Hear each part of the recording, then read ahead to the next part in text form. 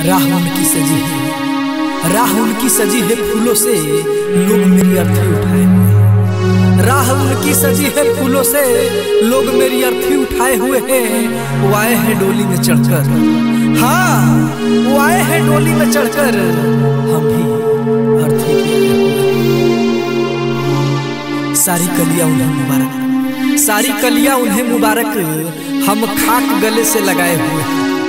सारी कलियां उन्हें मुबारक, हम खाक गले से लगाए हुए हैं। सेज साजन की उन्हें मुबारक हो, सेज साजन की उन्हें मुबारक हो, हम तस्वीर गले से लगाए हुए।